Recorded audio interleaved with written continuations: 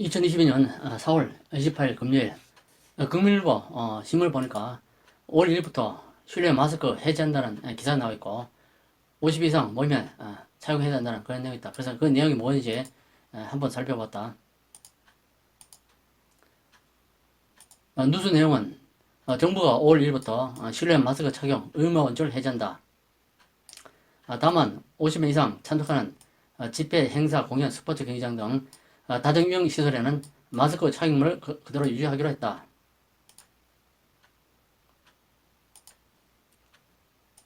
계속해서 김부겸 국무총리는 29일 정부 종합청사에서 주재한 코로나19 중앙재난안전대책본부 회의에서 이 같은 정부 방침을 밝혔다. 계속해서 김 총리는 정부는 정점 이후 6주째 감소세를 이어가고 있는 방역 상황과 더 나은 삶에 대한 국민들이 간절한 바람을 고려해 일상 회복이 큰 걸음을 지속하기로 했다면 다음 주 월요일 5월 1일부터 실외에서 마스크 착용 의무는 원칙적으로 해제한다고 말했다.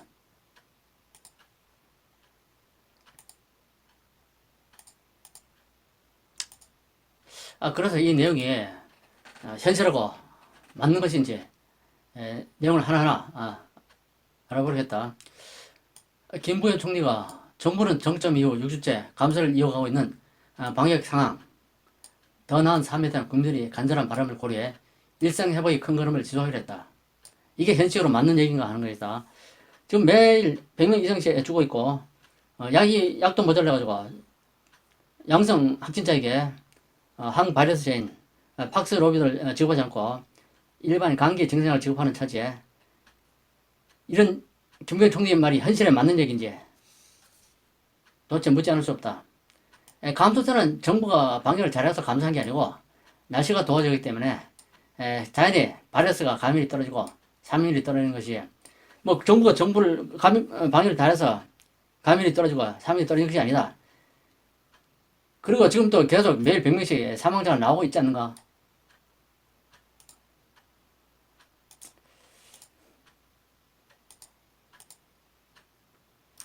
이 상에서 무슨 감소세가 이어지고 개코 같은 소리를 하는지 도대체 이게 말이 안 된다고 본다.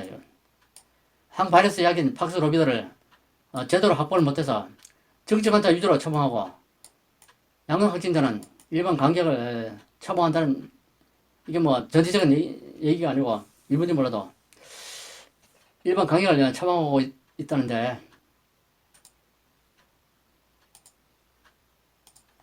또 실외 마스크 착용무 해제는 전문가 분석, 세계적 흐름을 감안해 정부의 치열한 논의를 거쳤다. 실내 마스크 착용은 해제되지만 야외에서라도 감염 예방을 위해 필요한 경우 국민 여러분께서 자율적으로 마스크를 착용해 주길 요청된다. 정말 책임감 없는 얘기가 아닌가 싶다 이거. 무슨 세계적 흐름을 감안하고 치열한 논의를 거치게 치열한 논의를 누구랑 어디서 모셔 논의를 거쳤는지 밝혀야 되는 거 아니야 이거? 뭘 치열한 논의를 거쳤다는 건지 전문가의 분석이란데 일부 의사들은 반대하고 이런데 무슨 전문가의 논의를 거치니 이런 말도 안 되는 소리 하는지. 야외로서 감염 예방이 필요한 경우 국민 여러분께 자율적으로 마스크를 착용을 요청된다. 국민이 알아서 마스크 쓰고 하라는 얘기인데 도대체 이런 말도 안 되는 소리를 무슨 전문가를 언제 어디서 거쳤는지 알 수 없고 비전문가인 본인이 판단해도 이게 아닌데 사람들이 주로 얘기하는 엉터리 고무줄 정치 방역 국민보고 코로나 걸려 감염되라는 얘기인지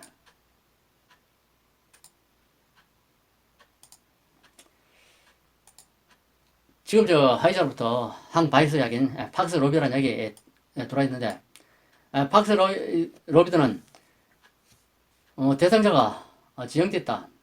정증으로 위험이 높은 사람, 60세 이상 고령층, 면역 저하자, 그 다음에 40대, 50대 기저질환자 이게 팍스로비드 사진이다.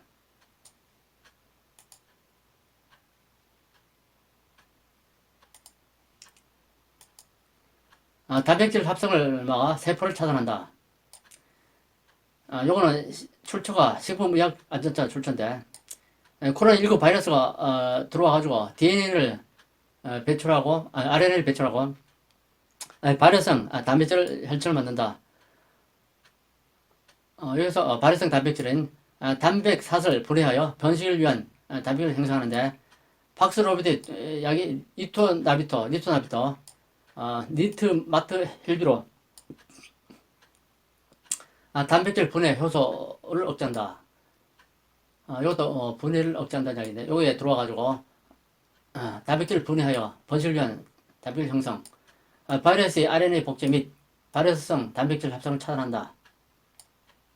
이런 식으로 해서 코로나19 환자를 치료한다는 이야기다.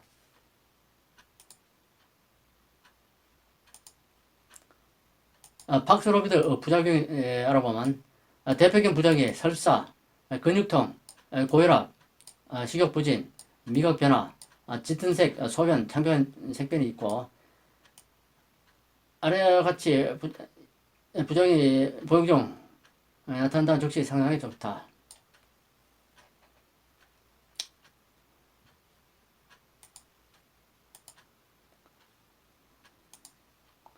박스로비드는 어떻게 복용하나요? 알이 두 종류인데 니르마트 헬비르, 니토나비르 두 종류. 니트는 두 알이고 니트마트 헬비르는 두 알이고 니토나비르는 한 알이다. 여기가 두 알, 여기가 한 알. 한 번에 정제 알약 3개를 모두 먹는다. 하루 2회 총 10회분 중단 없이 복용한다. 1일차, 2일차, 3일차, 4일차, 5일차 12시간 간격으로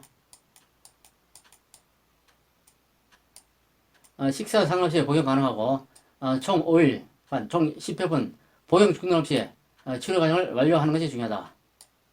12시간 간격으로 복용해야 하므로 첫 회차 복용 시간을 생활 습관상 잊지 않고 복용하기 편한 시간으로 정해서 먹는다. 뭐 예를 들어서 오전 9시 또는 오후 9시.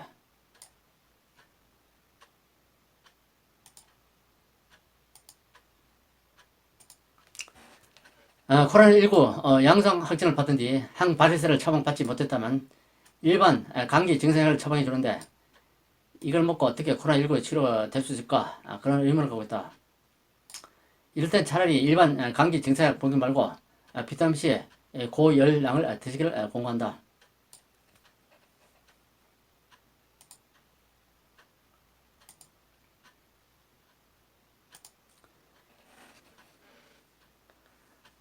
유튜브에 면역을 키우기 위해서 비타민을 보충하기 좋다는 유튜브가 있는데 그 내용을 한번 살펴보겠다.